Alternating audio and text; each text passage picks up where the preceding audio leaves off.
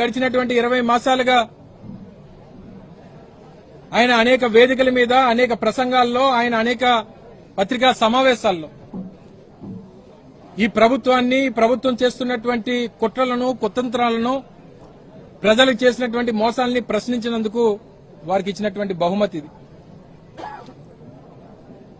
గడిచినటువంటి 20 మాసాలుగా కూటమి ప్రభుత్వం వచ్చిన తర్వాత ఇచ్చినటువంటి ఏ ఒక్క హామీని నిలబెట్టుకోక తిరిగి కొత్త ప్రచారాన్ని, తిరుమల లడ్డూకు సంబంధించినటువంటి ప్రచారాన్ని ప్రజల్లోకి తీసుకుని వచ్చి రాజకీయంగా ఒక కుట్ర చేయాలని, తద్వారా రాజకీయంగా లబ్ది పొందాలని చేసినటువంటి ప్రయత్నంలో భాగంగా ప్రతి ఒక్కరికి కర్మ అనేటువంటిది ఉంటది. ఆ కర్మ అనేటువంటిది రుచి చూపించినప్పుడు మనం చేసినటువంటి పాపాలన్నీ కూడా బయటపడతాయి. అందులో భాగంగానే వారు చేసినటువంటి తప్పుడు ప్రచారం, ఇందులో జంతువులు కొవ్వు కలిసిందని, పంది కొవ్వు కలిసిందని, గొడ్డు కొవ్వు కలిసిందని, ఫిష్ ఆయిల్ కలిసిందని చెప్పి లేనిపోయినటువంటి తప్పుడు ప్రచారాన్ని చేసి తీరా జరిగినటువంటి ఎంక్వైరీలో ఎక్కడా కూడా అటువంటి విషయాలు లేవని చెప్పి అన్ని కమిటీలు రిపోర్ట్ ఇచ్చిన తర్వాత ఎక్కడ ప్రజల నుంచి స్పందన వస్తుంది, మన మీద తిరుగుబాటు వస్తుంది అన్నటువంటి ఉద్దేశంతో ఒక ప్రచారాన్ని తీసుకుని వచ్చారు. జగన్మోహన్ రెడ్డి గారి మీద, వైఎస్ఆర్ కాంగ్రెస్ పార్టీ మీద లేనిపోయినటువంటి ప్రచారాలు చేసి, అందు మీద ఫ్లెక్సీలు వేసి, రాష్ట్రంలో అన్ని ప్రధాన కూడళ్లలో కూడా ఈ ఫ్లెక్సీల్ని ప్రదర్శించి రెచ్చగొట్టేటువంటి కార్యక్రమం చేస్తే 30వ తారీఖున రాంబాబు గారు హెచ్చరించారు, 24 గంటల్లో దాన్ని తీయకపోతే మేము తొలగించాల్సినటువంటి పరిస్థితి వస్తుందని చెప్పి. 31వ తారీఖున రాష్ట్ర వ్యాప్తంగా వైఎస్ఆర్ కాంగ్రెస్ పార్టీ ఒక కార్యక్రమానికి పిలుపునిస్తే ఆ తిరుమల తిరుపతి వెంకటేశ్వర స్వామి వారి తాలూకా ఆ సన్నిధికి వెళ్లి అందరూ కూడా అన్ని నియోజకవర్గాల్లో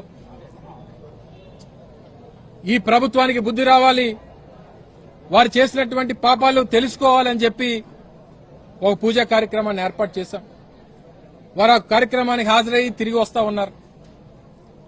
కర్రలు, లాఠీలు, రాడ్లు పట్టుకొని రోడ్డు మీద నిల్చుంటే వారి కాపలా కాసింది ఈ రాష్ట్రంలో ఉన్నటువంటి పోలీస్ శాఖ. ఈరోజు ఈ రాష్ట్రంలో లాఠీ పట్టుకునేటువంటి, రాష్ట్రంలో కాదు దేశంలో ఎవరికన్నా లాఠీ పట్టుకునేటువంటి హక్కు ఉందనంటే ఒక్క పోలీసులకే మాత్రమే. కానీ ఈ రాష్ట్రంలో తెలుగుదేశం పార్టీ కార్యకర్తలకి, కూటమి పార్టీలో ఉన్నటువంటి నాయకులకు కూడా ఆ లాఠీలు, కర్రలు, రాడ్లు పట్టుకునేటువంటి హక్కుని, అధికారాన్ని ఈ రెడ్ బుక్ రాజ్యాంగం ఇచ్చింది వాళ్ళకి. ఇటువంటి పరిస్థితుల్లో వచ్చి వారిని దాడి చేయాలని, వారి మీద భౌతికంగా దాడి చేసి వారిని గాయపరచాలో, హతమార్చాలో అనేటువంటి ప్రయత్నం చేస్తే మహిళలు కూడా ఇష్టం వచ్చినటువంటి దుర్భాషలాడుతూ వారి తల్లిని, ఇంట్లో మహిళల్ని తిడతా ఉంటే పుట్టిన తర్వాత ఏ వ్యక్తి అన్నా అందులో రెస్పాండ్ అవ్వకుండా ఉండడు. కానీ వారు ఆ సందర్భంలో వారు ప్రేరేపిస్తే వారు రెస్పాండ్ అయ్యారు. వారు తిరిగి మాట తూలారు, వచ్చి ఇక్కడికి వచ్చి పొరపాటు అని చెప్పి చెప్పడం జరిగింది ఇదే వేదిక మీద. ఒకవేళ నిజంగా ఆ మాట అన్నందుకు మీరు కేసు పెట్టాలంటే పెట్టండి, అరెస్ట్ చేయాలనుకుంటే చేయండి, అది చట్టం ఇచ్చినటువంటి హక్కు అది. కానీ ఇంటి మీదకి వచ్చి దాడి చేసి కార్యాలయంలో వారు ఉంటే ఇంట్లో ఉన్నటువంటి మహిళలు ఏం చేశారు? ఇంట్లో మహిళలు, పిల్లలు, వారి భార్య, కూతుర్లు, మనవలు అందరూ కూడా ఇంట్లో ఉంటే వారి ఇంటి మీద దాడి చేసి, ఇంటికి నిప్పు పెట్టి, ఆఫీస్ మీద దాడి చేసి, ఆఫీస్కి నిప్పు పెట్టి హత్య చేయాలని చెప్పి చూస్తే ఇది మీకు ఏ రాజ్యాంగం ఇచ్చింది? ఏ చట్టం మీకు చెప్పింది? ఆ రోజు గడిచిపోయి ఉండొచ్చు, మళ్లీ రోజులు ఎప్పుడు కూడా ఒకేలాగా ఉండవు అనేటువంటి విషయాన్ని తెలియజేస్తా ఉన్నాం. మొన్న మా పార్టీ అధ్యక్షులు వారు వైఎస్ జగన్మోహన్ రెడ్డి గారు వచ్చినప్పుడు మాట్లాడారు. ఈ రాష్ట్రంలో ఉన్నటువంటి పార్టీ శ్రేణులందరికీ, ఈ రాష్ట్రంలో ఉన్నటువంటి ప్రభుత్వానికి, పార్టీ నాయకత్వానికి అందరికీ భరోసానిచ్చారు. రాష్ట్రంలో ప్రభుత్వానికి హెచ్చరించారు. మళ్లీ ఈ రోజు రాంబాబు గారి మీద మళ్లీ కొత్తగా 17 కేసులంట. నిన్నటి వరకు 16, మళ్లీ 17 కేసులు, మొత్తం 33 కేసులు. ఏం పాపం చేశారు? ఏం తప్పు చేశారు? మీరు అమ్మల్ని తల్లుల్ని భార్యల్ని తిడతా ఉంటే నోరు మూసుకొని కూర్చోవాలా? తిరిగి ఆయన పెద్దరికానికి వారు పొరపాటు జరిగిందని చెప్తే వారి ఇంటి మీద దాడి చేస్తారా? ఇదంతా కూడా ఒక స్టేట్ స్పాన్సర్డ్ టెర్రరిజం గా చూస్తాం.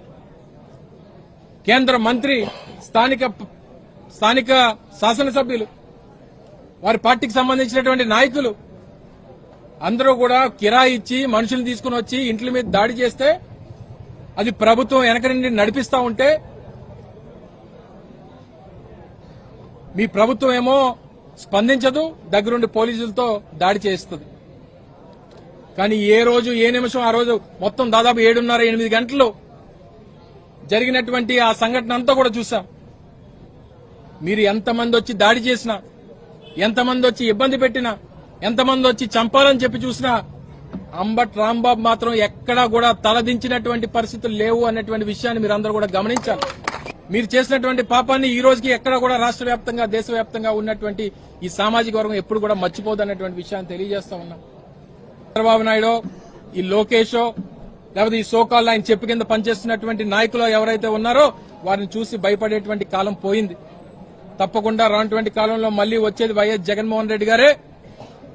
మీరు చేసినటువంటి ప్రతి పాపానికి, మీరు చేసినటువంటి ప్రతి గాయానికి తిరిగి వడ్డీతో సహా తిరిగి చెల్లిస్తామన్నటువంటి విషయాన్ని మరొకసారి ఈ సందర్భంగా తెలియజేసుకుంటూ, పిలుపునిచ్చినటువంటి వెంటనే ఇంత పెద్ద ఎత్తున మీరందరూ కూడా విచ్చేసి ఆ రోజు రాంబాబు గారిని కాపాడుకునేటువంటి దాంట్లో చాలా మంది స్థానిక నాయకత్వం, మహిళలు కూడా చాలా మంది వారికి అండగా నిలబడి వారిని కాపాడుకునేటువంటి దాంట్లో నిలబడినటువంటి వారందరికీ కూడా హృదయపూర్వకంగా వారికి అభినందనలు తెలియజేసుకుంటూ, తప్పకుండా పార్టీకి ఎవరికి కష్టం వచ్చినా అందరం తోడుగా ఉండాలి, నిలబడాలి, ఒక కుటుంబంగా కలిసి ఉండాలనేటువంటి విషయాన్ని మరొకసారి ఈ సందర్భంగా తెలియజేసుకుంటూ, వారి కుటుంబానికి మన అందరి తరపున హృదయపూర్వకంగా వారికి ధైర్యాన్ని కల్పించేటువంటి కార్యక్రమం చేసినటువంటి దానికి ఇచ్చేసినటువంటి ప్రతి ఒక్కరికి హృదయపూర్వకంగా ధన్యవాదాలు తెలియజేసుకుంటాం.